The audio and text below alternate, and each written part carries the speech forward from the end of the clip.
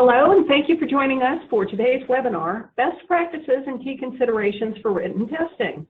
Our presenter today is Chris Atkinson, who is a consultant here at CPS HR Consulting. Our other scheduled panelist, Holly Hatata, one of our principal consultants at CPS HR, is unfortunately unable to join us today while she recovers from a nasty bug. Get well soon, Holly. Before we begin, I'd like to go over a few pieces of information about the webinar. To avoid interruptions to the presentation, all attendees are in listen-only mode. You can still ask questions, and we encourage you to do so using the Q&A panel in your webinar dashboard. We'll make every effort to address your questions at the end of the presentation as time allows. Today's presentation is available on the CPS HR Consulting website and also as a handout in your webinar dashboard. We'll also forward a link to all of today's attendees once the recording is available for viewing. And now I'll turn the presentation over to Chris. All right, thanks, Julie. Good morning, everyone. Thanks for attending. So my name is Chris Atkinson. I'm a consultant with CPS HR here. My background is in pre-employment test development, test validation. I've also worked for local government agencies, designing and using written tests, so I have a very familiar background with the types of positions that written testing is used for in the public sector and what that looks and feels like. And I also have some background in business process improvement as it relates to the recruitment process as well. So let's jump right into it. So what we're going to discuss today, first, we're going to talk about the legal framework surrounding written testing that helps kind of lead into understanding why test validation is important to support the legal framework of the test. Then we're going to dive into specifics about components with regard to job analysis, developing written tests, and how to validate written tests. Next, we'll discuss what the different methods that you can use to set pass points for written exams. It's important that not only does the content of a written exam make sense, but the way in which you use the written test is almost just as important. Then we'll discuss the Department of Labor's whole person approach to testing. The focus of today obviously is on written tests, but it's important to kind of think holistically about your selection process and how written testing can fit within the larger framework for a given recruitment. And then we'll take questions at the end. So written testing, what is written testing and why is it important? So in the public sector, typically what we're referring to when we're describing written tests is multiple choice exams designed to assess either one candidate's job-specific knowledge, for instance, perhaps accounting principles or engineering concepts. Technically, written tests are great for technical book knowledge assessment, or what we term as cognitive abilities. So these are items that have to do, for instance, with mechanical reasoning. These are the test items, if you've ever seen them, that have different gears that turn which different directions and ask candidates what direction the next gear would go, for instance. You see these more in like firefighting positions or public works, perhaps, or another type of cognitive ability test would maybe be mathematical ability. So different mathematical equations that are asked to be solved that would relate back to the job. A couple of advantages of written testing. One of the big ones where it's most frequently used is when you have a large pool of applicants that you are trying to funnel down to a smaller number to move to the next phase of the selection process, for instance, an interview. You know, if you have 1,000 applications and it could take a long time to screen all of them with the resumes, and resumes, it's only one device, right? You want to, if you have more layers and more hurdles to your selection process, the more thorough it's going to be ultimately. And so your ability to use as many selection devices as you can is going to help select the best candidate. Of course, that has to be tempered with the desire for length of your recruitment process and so forth. So there's obviously some pros and cons there. And relatively speaking, it can be lower cost as well, especially if you're administering written tests to several different candidates. The price per test often drops as it relates to that. But yeah, it's important to think about this in the context of other selection devices you're using. And it can be fairly accurate and very predictive of job performance. That's not on here, but that's a very clear point to be made here, especially for entry-level jobs. Oftentimes we see they have very high relationships to job performance, and particularly when technical skills are really needed, such as accounting principles that we talked about, or engineering. knowledge, skills, and abilities. The written test can be a great way to objectively identify someone's abilities, right? Because if you think about it, if there's 100 test questions for accounting principles on a test, that's going to take a lot longer to interview that person and ask them 100 different accounting principles, right? So volume becomes very important there. So let's start talking about the legal framework surrounding written testing. So to set this up, we'll talk about two types of discrimination that can occur in the workplace as it relates to the 1964 Civil Rights Act. First is disparate treatment. This is when a plaintiff has to demonstrate, the plaintiff being here typically an applicant, were treated differently due to a protected class status, for instance, race, sex, gender, religion, or national origin. So this would be if someone says, oh, hey, I wasn't hired because of my race. And they would have to make the case that that occurred. So this is a deliberate act of discrimination by the employer to a potential applicant here. And the key is that the plaintiff, or typically the applicant really, they have to show intent, either from direct sources, such as like emails or comments that were made, or inferential evidence surrounding the circumstances for that. The next type of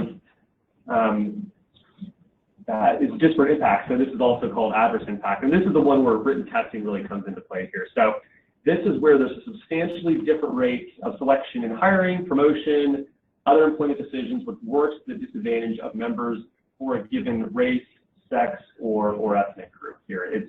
So the difference in the ratio is proportionally, so it's like proportionally more men were selected than women. And there's certain cutoffs that I'll talk about in just a moment here. But basically we're saying more of one race, ethnic, sex group was chosen over the other.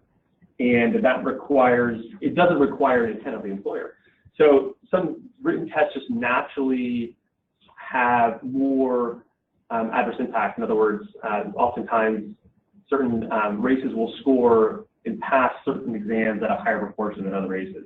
So the key here, though, is that it's not intentional on the element part of the employer. They're not trying to create these different selection ratios. It's just the nature of what happens as testing occurs. So here's the legal framework and the process by which these different determinations can be made here. So the 1964 Civil Rights Act, Title VII, states an unlawful employment practice based on disparate impact is only established if one, the complaining party, so the applicant that wasn't selected most likely, that the employer used a particular employment practice that caused adverse impact. They have to identify, was it the written test that had that adverse impact? Was it the interview? It has to be a specific piece of the process they have to identify. And then if the employer fails to demonstrate that test in this case was job-related and consistent with business necessity, then a determination of adverse impact discrimination can be made, which is why validation is really important, which we'll talk about in this presentation. There is an alternative clause here that basically states that if the complaining party makes the demonstration described above with respect to alternative employment practice, and the respondent chooses to adopt such an employment practice, the determination can still be made. So it can work essentially like there was adverse impact, the test was still job-related consistent with business necessity, but then the applicant was able to demonstrate, hey, you use this other test over here, it would have worked just as well, and it wouldn't have had as much adverse impact. If they can make that case, then they can win that lawsuit of disparate impact discrimination against them, or typically it's a group of applicants. However, that third option is very rare to actually occur in reality. It's only a few different court cases where that's been seen. So here's kind of the basic nutshell of it. You have adverse impact, but your test is still valid. There's not disparate impact discrimination. But if your test is not valid and there is adverse impact, then there's disparate impact discrimination. So that's why it's one of the reasons that validation is so critical, to help support the test from protect your liability as an employer. So it's almost like, in some sense, it can be seen as somewhat of an insurance policy, especially in highly litigated areas like police or fire that have more individuals wanting to take suit or class action suits. Your relative risk of having litigation is higher, so it makes it more important for your test to be valid. The other thing that's really important about test validation, just logically, is that if you're able to show that the test that you've developed or are using is job-related, consistent with business necessity for the position, you have that evidence that it's probably a good test because it's measuring what it should be measuring. So we'll talk a little bit about that too. This is a look at how disparate impact is actually mathematically determined and how it's presented in court cases. So a couple different calculations can be used. The first is an 80% test, or the 4/5 rule, and it works like the following slide demonstrates. I'll walk you through it. If you have a selection device, we'll just say it's a multiple choice entry-level written exam, and 60 men pass, 40 fail. You have a 60% pass rate there for men. Alternatively, you may have noticed the opposite could be true for women in this case. Maybe 40 women pass and 60 fail. So for women in this case, their passing rate is 40%. So we take the selection ratio of what we call the minority group in this case, women, and then we divide it by the majority group. So this is the majority group being men here. And we end up with a ratio of 66%. So women are passing at 66% of the rate of men, or 2/3. So proportionally, for every 6 men that pass, only 4 women are passing. And where that runs into the 80% rule is that the disparate impact discrimination, there's evidence for it if this ratio is less than 80% or more, which is the same as 4/5. So that would be a violation of the 80% rule in this case. The other factor that can be looked at is statistical significance. We won't dive too into the weeds on this, but just know that it's a statistical calculation that basically looks at the point at which differences become large enough in these selection ratios that one can claim pretty confidently that a true trend exists in these differences of selection ratios. So these are the kind of the two tests that in litigation are used. You know, I've seen studies that have actually looked at, hey, how often is the 80% test used versus statistical significance, and it varies quite a bit for a variety of different reasons. But both of these things are still in use. When there's large sample sizes of candidates, typically what's more often used is the statistical significance, because part of that calculation relies on having enough applicants. So there's a lot of factors that can go into it, but these are the two frameworks that really exist there. And ultimately, it is up to the judge to decide, given the evidence of adverse impact and the test validation evidence, what the determination may be. So typically how this works is you have 2 different subject matter experts with test development, background, basically analyzing this adverse impact data, and then looking at analyzing the test validation evidence, which is typically in the form of a report, and try to poke holes at both sides, essentially. So it's kind of a duel of the experts, what it typically comes down to. It's also important to note that even though this example is just related to men and women, the disparate impact, the discrimination would be against any group. Sex and race are the top 2 that we typically recommend clients look at when they're doing their adverse impact analyses. All right, so let's jump into validity. So in the legal realm, selection procedure is valid and it can be demonstrated that by the employer that the test is job-related and consistent with business necessity. And it's important to also note, too, is that what is considered a practice, procedure, or test could be a variety of things. Like an interview technically would still have the same obligation to have validity if there's disparate impact. You know, physical ability tests, assessment centers, written tests are pretty obvious. And it's important to note that it's the inferences regarding the use of the test that actually have to be validated too. So it's not just the content of the test that has to align with the job requirements, knowledge, skills, and abilities, or duties, but it's also the cutoff score that you're using to select applicants with that test, which could be in the form of you know, like a certain percentage you have to pass for written tests, or we're talking about like a physical ability test, for instance, that has the time limits on the test like that have to be validated.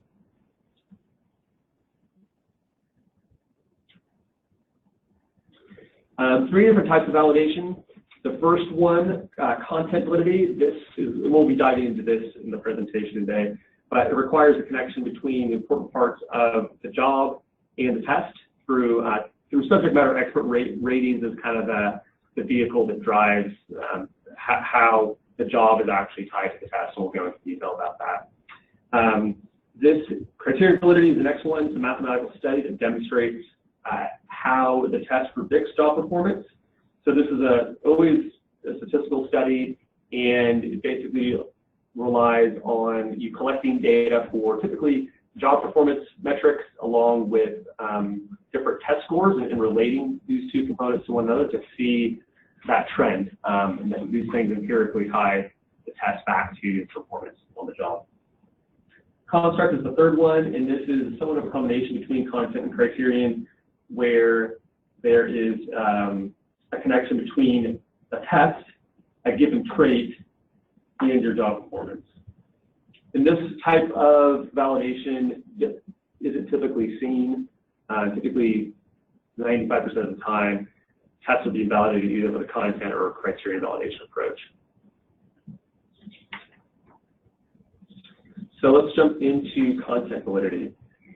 So the basis of content validity is based on the fact that jobs require employees to possess certain knowledge, skills, and abilities to be successful on the job. This is the case with any job. These underlying knowledge, skills, ability help you perform what your given job is. And KSA's test measures must be required for performing critical or important work behaviors that constitute most of the job. So there's a lot of language there, but basically what we're saying is these KSAs have to tie back to job duties that are frequently performed and constitute a large part of the job. So if you are an administrative assistant, for instance, being able to read and send emails, that would constitute most of the job, and that would make it make sense for your test on that. For other knowledge, skills, and abilities that aren't really linked to that important duties, these things, even though they're part of the job, they probably shouldn't be tested for because they're not a big portion of that person's work life. So here's kind of a visual demonstration about how these three different things are connected to one another. And so if you start with the job duties, we'll go with the example of that administrative assistant, reading and sending emails. That would be the actual duties, we'll say, just responding to email and writing. That would then be linked to an operationally defined knowledge, skills, and abilities. So operationally defined, meaning defined in a clear and efficient manner. So the example here would be if the job duty was writing emails, the operationally defined KSA would be the ability to write and compose grammatically correct sentences for correspondence or something along these lines. And then what you might have a test on could be looking at multiple choice questions and picking out grammatical errors or understanding sentence structure, multiple choice question about sentence structure and clarity. So that basically ties back with these three things. Job duties connect to the knowledge, which then connects to the test. And that is where content validity is recognized.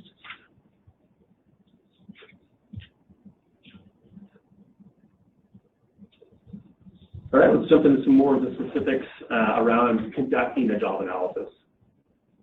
So job analysis study provides the legal basis for the testing and selection decisions when we're talking about content validity. So it's basically the foundation that your written test sits on. So if we want to tie the test back to the job, we have to know what the job is, right? And so we have to document and provide data that relates to the knowledge, skills, and abilities and the duties for a given position. And it's always at the level of a specific job title classification. So for instance, an entry-level firefighter, you wouldn't have the same job analysis for an entry-level firefighter that you would for a fire captain. They're two, even though there's maybe some commonalities, they're going to be definitely different enough to where you're going to want to have two different job analyses conducted. So it identifies the important work behaviors required for successful job performance, performing the task required of that position. And it's really important because this type of study of the job is important because any selection tool used in the hiring process must assess the KSAs needed for performing these important work tasks. I was just talking about this a little bit ago. So it has to tie back, KSAs have to tie back to these important duties to make sense to test for. There's also a lot of other uses that a job analysis can be used for, things like Compensation studies can be used for the basis of understanding what individuals are doing on the job, making determinations of reasonable accommodation. It can tie back to the job analysis. Yeah, there's just training, knowing the important knowledge, skills, and abilities that need to be trained. That job analysis can be looked at that too. Throughout this process, the SNEs are critical for providing input to define the important aspects of the job, do the job analysis study, and the content validation efforts. So, subject matter experts are people that are considered obviously experts in the job. They've typically been in the position for a while, and they can generally speak best to the requirements of the work. And so really it's leveraging and capturing their knowledge of the job, which that essentially is what becomes the job analysis. And so if you didn't have experts working on this job analysis, you wouldn't really be confident that you were capturing important parts of the job. So that's why we always use these job experts in the process. And then one of the other things they do too in the job analysis process is actually link the content of the test back to the job analysis too.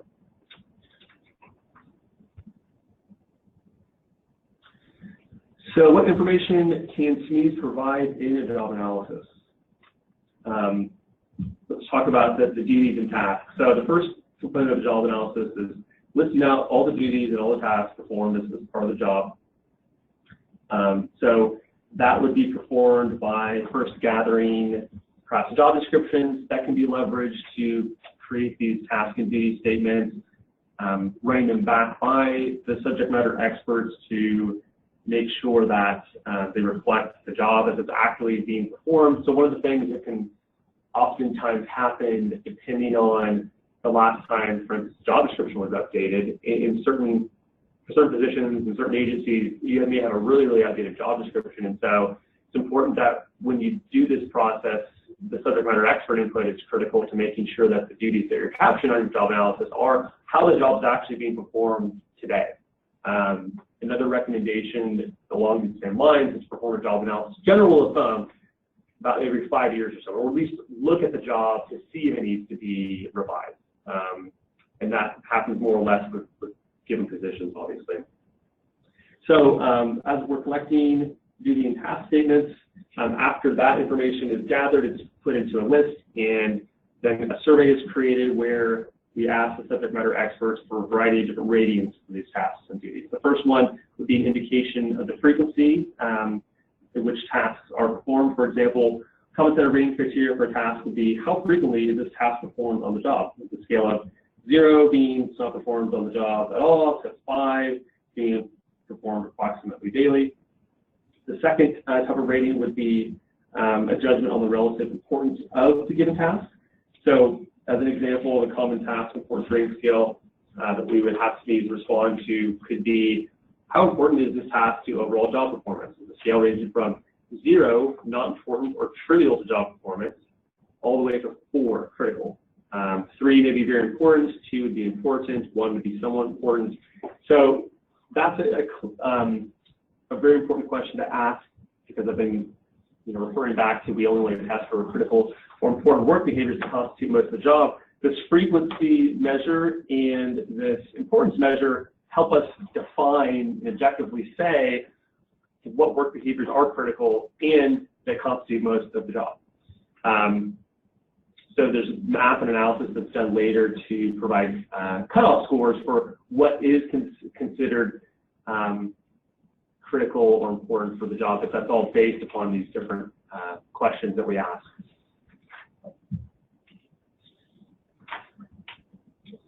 All right, let's talk about the knowledge, skills, and abilities within the job analysis. So that's the term will be used for basically qualities needed for successful job performance, knowledge, skills, and abilities, otherwise referred to as KSA.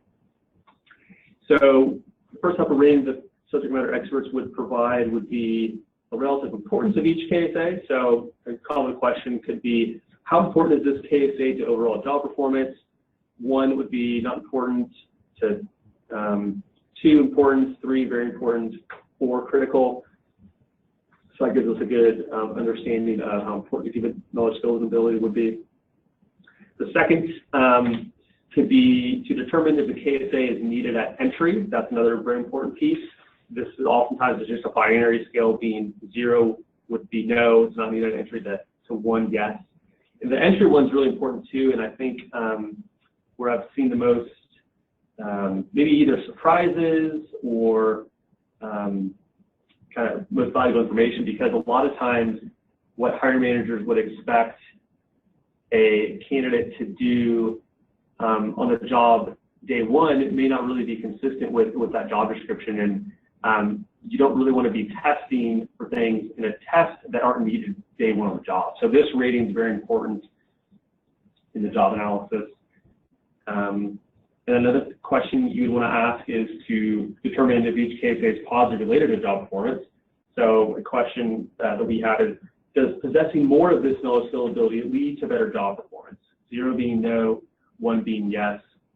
And all of these information basically help us pinpoint areas that we would want to create a written test for, provide that backup evidence to, in the case of ever litigation, to show which knowledge, skills, and abilities that would be appropriate for testing.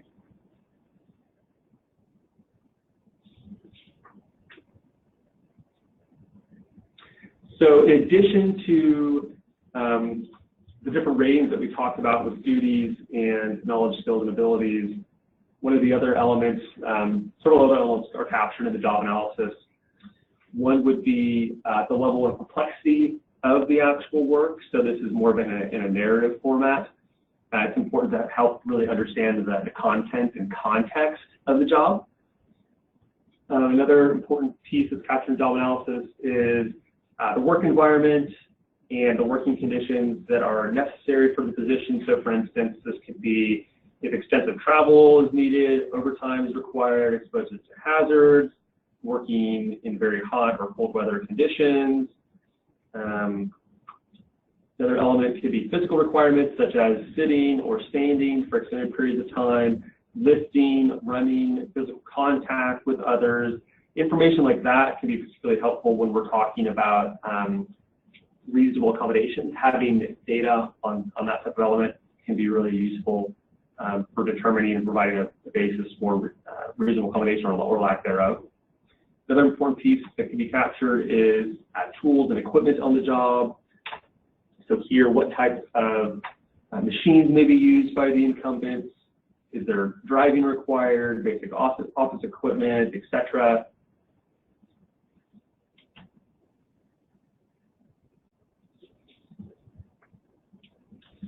So let's jump into the test development and validation now. So once you have the job analysis, the data is analyzed, provide all information about the task, the KSAs, and then from there, a test plan and KSAs can be identified to be measured within the test.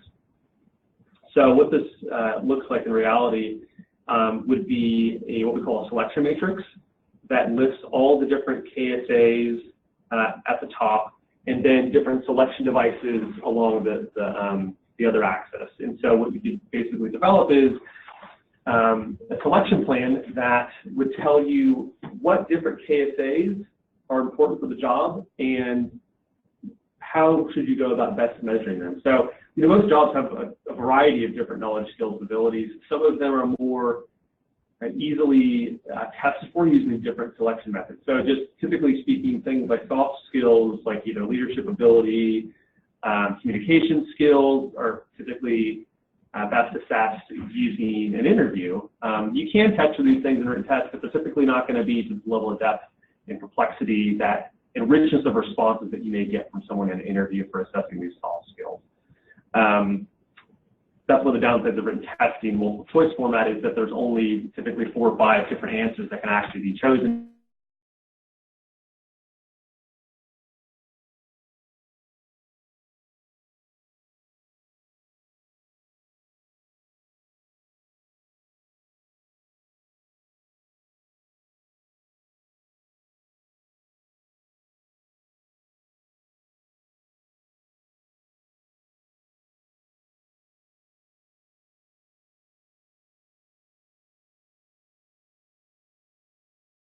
programming, for instance, can often be assessed through a work sample test, which is where you actually have someone demonstrate that behavior on the job, and then that test is scored in a consistent fashion. For our public sector agencies, sometimes we see like public works positions having to assemble or disassemble certain kind of apparatus or work with some of a mechanical device if it's maybe a more senior level position that requires skills like that can't be learned on the job, for instance.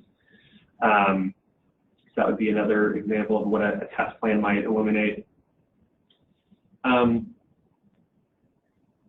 other thing that this can shed light onto is how many different items may be appropriate to measure these test sections. So if you have a lot of different kind of related types of knowledge, skills, and abilities, say related to, there could be a lot of knowledge, skills, and abilities that relate to people's ability to be able to read and write, for instance.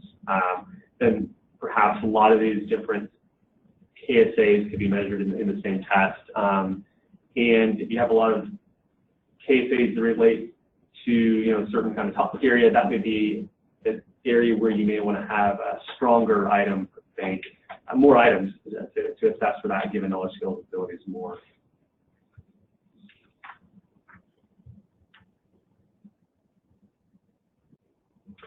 All right, so after the test plan is developed and you've identified the different knowledge, skills, and abilities that you would like to assess for, then developing the actual test begins. So this is where test content so this is the items, test items, questions are either chosen from a bank, potentially, that has maybe already been created, or from a third-party agency, or the subject matter experts develop there on site. You can hold a development workshop where subject matter experts are educated on, hey, we need 10 items on mechanical reasoning and 30 items on reading comprehension. Here are the item writing principles to use, and conduct a session where they write items and you're actually reviewing the items. So that's from a ground up standpoint. In some cases, tests can be rented. So from us, for instance, if there's an off-the-shelf product that ties back to your position that you're trying to assess for. In other cases, a custom test may really be your best choice, especially if it's very agency specific for things such as if there happen to be a test on your city, maybe policies related to your organization, or perhaps related to state laws, or really knowledge that has to be very specific to your organization. There can also be a combination of items that would be used that you could develop yourself or with the help of us, in addition to using some previously developed items. But regardless of if you are developing the test items yourself or using some items that have been previously developed, there's still a few different best practices that would apply in terms of validation. So first, it's important to gather a speed panel to either write the items or have speeds review the actual test content if it's prepared for a third party, and provide ratings on how related each item is back to the job analysis. So things you may be looking for in this test development questionnaire would be, for instance, this is like item by item typically. Is this item relevant to the position? What KSA is it actually testing back at the job analysis? Is it at the appropriate difficulty level? Yes or no? Having them reviewed the key answers to make sure that they're actually correct. And so there's another kind of whole survey process that would go within this test development and validation phase. One other kind of interesting piece to mention here is there's a type of written test item called situational judgment item. So this asks an applicant to put themselves in a given scenario on the job and then respond accordingly to what the best course of action would typically be for that position. These types of situational judgment test items are especially important when choosing these and reviewing these situational judgment items where culture of the organization can impact the correct answer for a different scenario.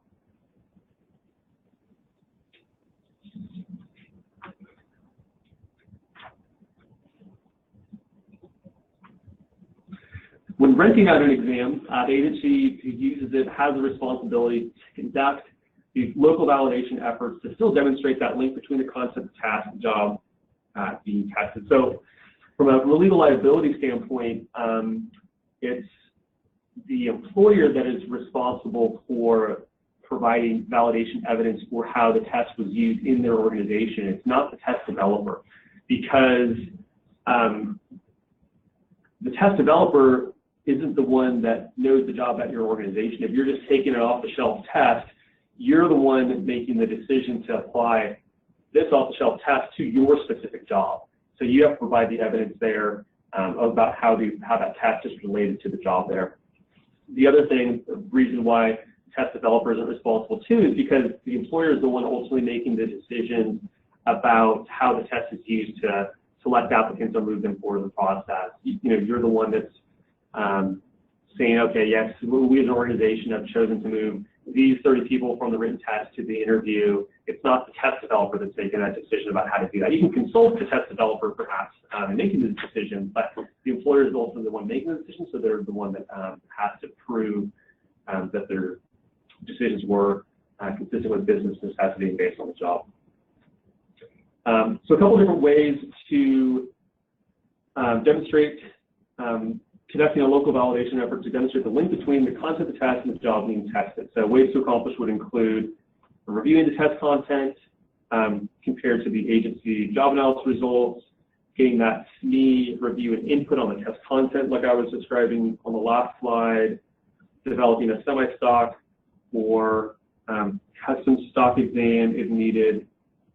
It's also important to document the validation evidence, so all the steps taken to review and determine the appropriate testing material and process. So the Uniform Guidelines of Employee Selection Procedures, I should have mentioned this earlier, is kind of the, I guess, the Bible of test development and validation and job analysis. It's the framework that's used by courts most frequently to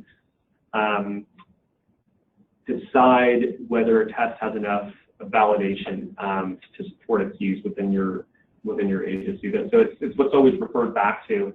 It provides the framework of really what we've been discussing here today.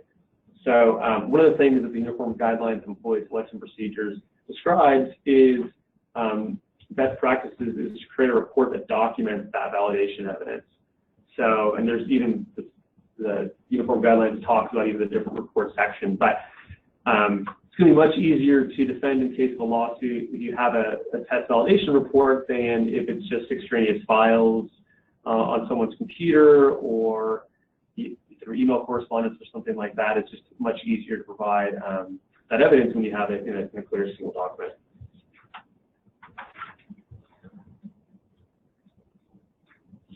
All right, let's talk about the different ways that tests can be used. So the easiest way to think about this is looking at a given set of scores here. So let's hypothetically pretend that this is a list of applicants that have taken a written examination, and these are their scores out of 100 points. So ranking would be the method used that assumes that one applicant is reliably more qualified than the other. So if you're moving, say you have a selection process where there's a written test and then you move all people on to an interview, the ranking fashion in this case, you may say to yourself, well, I really want to only interview the top several candidates. You may choose everyone that scored a 88, 89, and 90 and moving forward just based on that. Banding, and we'll talk a little bit more about each of these subsequently. Banding is an approach that basically puts applicants within a given score range in kind of a score category and essentially ties them and essentially gives them the same score in essence. So in this case, the band 1 would be scores from 90 to 89 and 88. We're saying all these people, they scored so closely together based upon a lot of based on test statistics that were run. We won't go into that, but basically saying these people are equivalent. They really have the same score. There's not enough difference between someone that scored an 88 and a 90 for us to not move the 88 person forward, but the 89 and the 90 people forward. The next type is PassFail cutoff. This treats applicants above a certain score as basically quote-unquote qualified and those below it as not qualified. So in this case, we would move everybody that had an 83 and above onto the next phase of the selection process. All right, let's dive a little bit into setting pass-fail cutoff scores. So the idea behind pass-fail cutoff scores is trying to determine what the uniform guidelines called the normal expectations of proficiency, so for a minimally qualified applicant. So this is a process, the angle approach process that identifies the percent of minimally qualified job applicants who should answer each test question correctly. I'll go a little bit more into that in a second. This idea behind minimally qualified job applicant really can be defined as a job applicant that possesses really the baseline knowledge, skills, and abilities to perform the test, perform the job on the first day of employment there. So that's what we're trying to assess when we're talking about minimum pass-fail cutoff scores. The person is just qualified just enough to do the job on day one and above. So the way in which this pass-fail cutoff score is actually determined through an angle approach would be each subject matter expert. So typically, the uniform guidelines that likes to use a rule of thumb of 7 to 10 subject matter experts. That's what's been supported in case law. You may not always have 7 to 10 job experts. In that case, you would use as many as you could for this. So you have a panelist needs review each item on the written test and provide their best estimate on the percentage, right, from 0 to 100, of minimally qualified applicants they believe would answer that item correctly.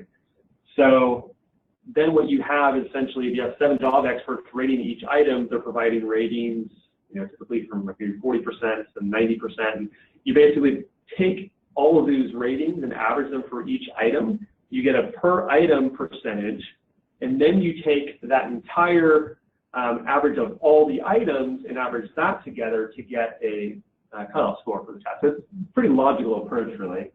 And then that can become your cutoff score, essentially.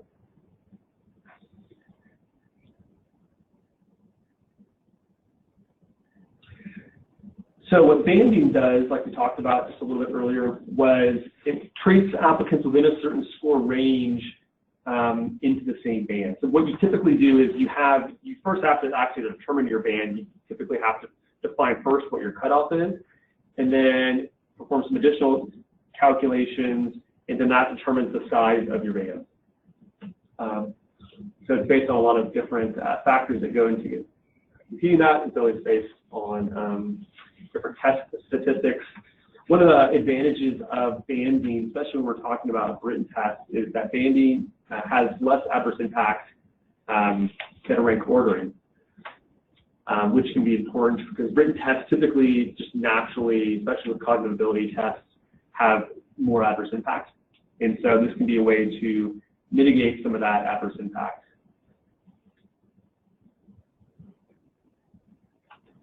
Ranking, this is ordering each score from highest to lowest and selecting candidates on a score-by-score fashion.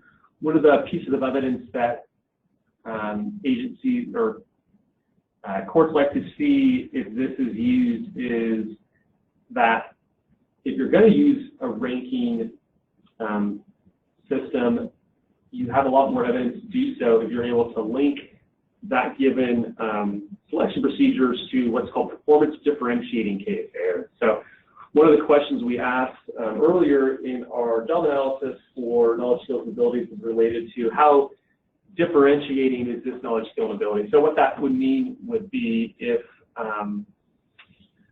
let's say, accounting principles, you were hiring for an accountant, and accounting principles knowledge was is a skill that, wow, if someone has, great accounting knowledge versus someone that just has like a moderate amount, they're going to be a lot better performer in the job because that's a very important knowledge, skill, and ability for this position. Alternatively, if you were looking at, let's say, the same position and looking at reading comprehension, maybe reading comprehension for that accountant position. It's like, yeah, it's important for the job, but really someone that's able to comprehend written information going to perform drastically better than someone who's just okay at it? No, that's not the case. So that wouldn't support, from that position, rank ordering perhaps on that test. So that's just give you a general sense for it. These validation guidelines, at the end of the day, there's best practices, but there's not a quite like very super formulaic, like, hey, yes, this test is valid, no, this test is invalid. Basically what you're doing through the validation process is providing evidence to support the validity of the test, which would ultimately, if it ever got to in a legal situation, would be evaluated in the court, and then the evidence would be weighed. So it's important to know. Oh, we had a question about the O in KSAO. So that just stands for other. So it's knowledge, skills, and abilities, and either depends on who you talk to, but it could just be other attributes, sometimes personal characteristics, but something that doesn't fit like super cleanly into either a knowledge, a skill, or an ability. And just to define real quick what we're talking about in terms of knowledge, skills, and abilities. Knowledge is something that is, well, it's like it sounds, it's knowledge. It's related back to either understanding principles, or typically maybe more related to technical knowledge. A skill is something that's a little bit more observable in nature, and typically goes well with more positions that are a little bit more hands-on, like, you know, woodworking skills. You're a carpenter, for instance, that's a real skill, right? And ability typically ties more into softer skills like reading comprehension ability, or like a leadership ability, like communication ability. Communication and leadership are pretty generic. You want to get more specific there in general, but that's kind of the rundown on what KSAOs are. Another piece to mention about criterion validity or ranking is that it's typically more easily supportable with tests that are validated through a criterion validation. So this isn't so much the case with most like job knowledge exams, but if you're looking at something like, I don't know, personality testing that isn't too often used in the public sector, but these always have to be criterion validated. And basically the reason why criterion validation lends itself well to support for ranking is through a criterion validation process. You're saying the higher someone's job performance, the higher their test performance, likely the higher the job performance. So it kind of goes up in a linear fashion. So the higher scores mean higher job performance. So that's why it can be supported using criterion validity. One thing I wanted to talk about too, in thinking about the selection process holistically, was what the Department of Labor calls the whole person approach testing. So this is the theory around the more attributes you can measure of a person, the more complete picture you're going to get about how well that they may be likely to do in the job. It decreases your selection error. So one of the things that, another frame of looking at written testing and other types of testing is it kind of helps mitigate some of your risk of making maybe quote unquote a bad hire. It's like, right, you're looking for the person that's going to be the best performer, but another, you know, thing that's really useful about testing is it prevents you from maybe putting the wrong person in the job. And so for written testing, if there's some really critical, you know, knowledge pieces, for instance, that would be useful to test in a written format,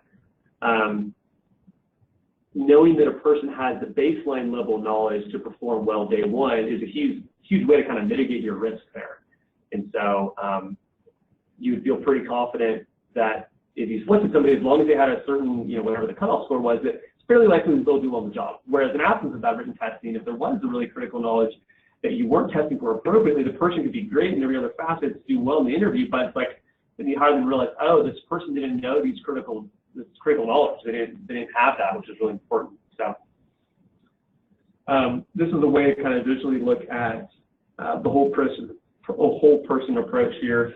So different pieces measure different parts of an applicant, right? You could have the case of a firefighter. You could have a work sample test that, or a physical ability test, kind of one of the same, that has Firefighters perform a variety of physical activities that would be related to their physical fitness on the job. Then you could have interviews for more soft skill elements, communication, understanding decision making. Written job knowledge tests might test for things related to specific knowledges like fire science or safety related issues. And then you could have a personality test that measures different personality factors that would be related to the position to be successful. And then there's another type called biodata. Not typically used in the public sector that much, but it asks questions about people's prior life experiences and scores a multiple choice format. And that type of test can be useful for providing completely different types of information than that physical ability test would, right? And so typically where we see a lot of heavier testing is in jobs like police or fire, where the stakes tend to be higher for selecting the wrong person, and so it's more important to gather as much information about individuals that you are hiring. But that's not to say that for your professional level positions or entry level positions that written tests aren't valuable as well. It just really kind of depends, going back to the job analysis, what are the key things, knowledge, skills, abilities you're looking to test for, and how should you go about actually testing for these different things. So that's about it for the main portion of the presentation. We'll go ahead and take some questions. Well, terrific. Thank you. We do have some questions that have come in. So first one is, we see a large number of test failures in the eligibility, clerical, and custodian testing. What resources are available to help? If you're talking about specific CPS resources, we actually do have, I believe, some test preparation manuals for some of these different tests that allows candidates to study, like a study guide essentially for that test. The other thing that would be you'd want to look at there is making sure that your cutoff scores aren't too high, and I would probably need to know more about how these cutoff scores were determined, and what method was used to determine these. So that would be another thing that you could look at. The other thing could just be, even if your test scores are or your cutoff scores are appropriate, your candidate pool could be the other thing. Maybe you need to go and recruit to different sources or use better means to recruit more qualified applicants. That could be another cause of the problem there. For pretty much all of our tests at CPS, we have benchmarking data that talks about the average test percentage correct for all our different tests, and so we have some data there to support whether or not you have candidates that are exceeding or going below the national average. Yeah. Okay, thank you. So another question that came in is, can you identify classifications or professions that written exams are best suited for?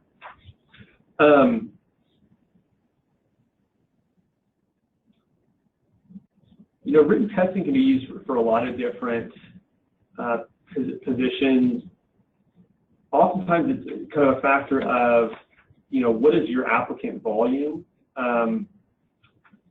And for certain entry-level positions, written tests can be really good to help narrow down your candidate pool. If you have a large number of applicants, typically you see written tests for entry-level positions very, very often. At CPS, if you send us your different job descriptions that you're interested to use written testing for, we have a service where we match it to the different tests that we have off the shelf as well. Okay, and can you share best practices for validation or setting cut scores with very few SMEs, such as 1 or 2, and low initial test takers, such as 20? Yeah. The uniform guidelines recommend that 7 to 10. But if you don't have 7 to 10 job experts for a given position, just as many as you can. And that's perfectly fine. No court's going to knock you for that if you don't have the job experts. You can't go. It wouldn't make sense to go steal from another agency or something like that. So if you were doing an Angoff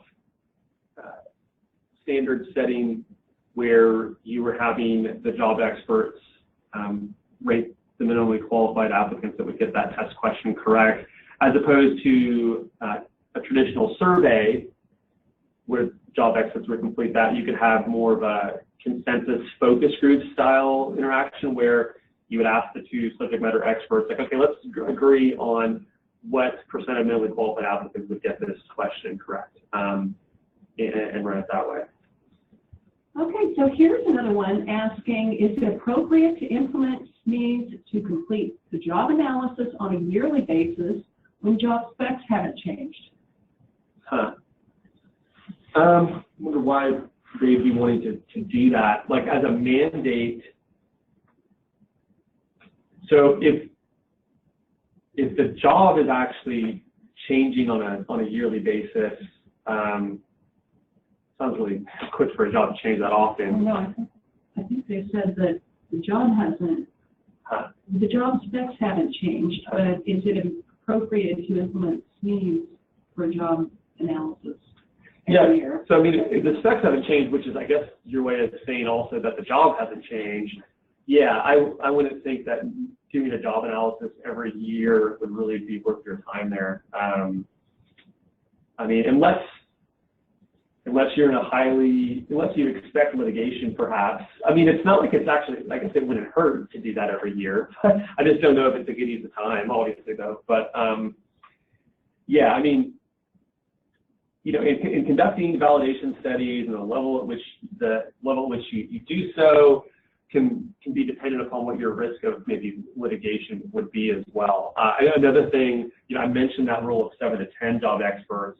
That's kind of generally speaking. If you have a very large organization, for instance, like this could happen with a police force, I could see this making sense. If you have, you know, a variety of different police shifts, for instance, that the job may be slightly different in each of the different shifts or different work units, but you're still testing for entry-level police officers, you may want to get a representative sample from each of the different either shifts or work divisions to make sure you're getting a representative sample of subject matter experts. So if you have a really large police force, that 7 to 10 isn't actually probably going to be enough in that case. So you'd want to get additional job experts. Okay, so a whole different question. Would you recommend to have physical requirements on a job flyer that's distributed to applicants as well? Yeah, I would say so.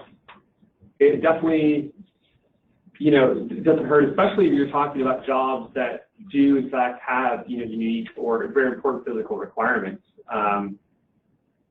You know, police or fire or certain public work positions that tend to be a little bit more physically oriented, it's important that job applicants, you know, have an understanding of what these different requirements are before they apply. So hopefully you would therefore get applicants that are okay with these physical job requirements. One of the things we used to do at a city agency I used to work at is for certain positions that had, you know, these physical requirements, we would actually ask like a supplemental question about, you know, are you able to lift 100 pounds or stuff like that? So they're able to, at least, you know, it puts it in their face like, oh, this is a very important part of the job, you know, to acknowledge that essentially. Same thing with like overtime or weekends, we would want to make sure that they're important, that they know that that's a requirement of the job, and that could go back in the job analysis when we were talking about the context and content of the job. Makes sense. I think we have time for one more question. And I'm seeing, do you have any recommendations on how to handle job analyses and test development content validation when no more than 1 or 2 people are even remotely familiar with the job? Well, I mean, at the end of the day, it's kind of goes back to the other question. If you only have a couple people, a couple job experts to choose from, that's all you have to choose from. And that's acceptable to just use only these 2 people. So you could either do, in terms of the, it becomes tricky more when you're trying to get the data behind the job analysis. Like 1 to 2 job experts doesn't matter so much when you're creating, say, the test items, test development or the job analysis statements, for instance. But when you're collecting the ratings, I would probably tend to use more of a consensus-based approach to get these ratings, like I mentioned a little bit earlier. So, but yeah, the short answer is you have to do the best with what you got at the end of the day. Okay, terrific. Well, that puts us at the top of the hour. So I want to thank you, Chris, for a great presentation. And thank you to everyone who joined us today. We will send out an email that has the link to today's recording and slide deck. Thank you so much. Bye-bye. Thank you.